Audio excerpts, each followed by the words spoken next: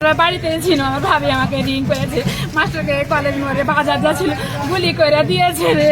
কারা গুলি করলো? কারা গুলি করছে তা বলতে পারি না রে সোনা, আমরা তো শ্বশুর বাড়িতে আছি, কেমন করে বল। কোন মাস্টার নাম কি? মতিন মাস্টার। আসলে কি ওর উপর কি পূর্ব থেকে আক্রোশ ছিল? আমার ভাই সোয়াদ হরিনগর স্কুলে টিচার, আপনারা সবাই জানেন কেমন লোক পেয়ে। আল্লাহ ভাই রে, জীবনটাকে কে খাইলো রে ভাই। তো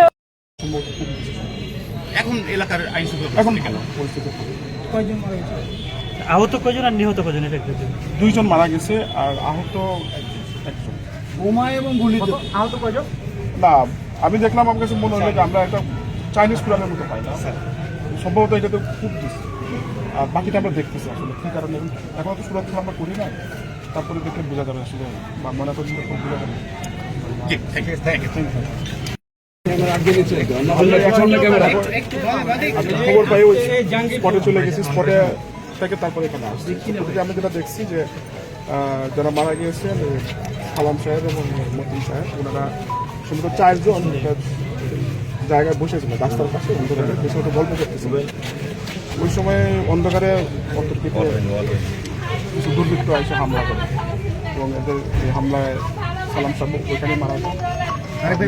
হাসপাতালে নিয়ে আসার পরে সম্ভবত ডাক্তার তাকে নিয়ে চলে গেছে। আমরা এবং কয়েকজন ওই সাইড থেকে আসছে, অন্ধকারে এসে হঠাৎ করে আক্রমণ করছে।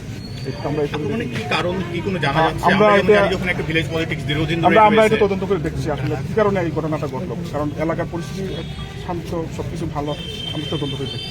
কি পরিমাণ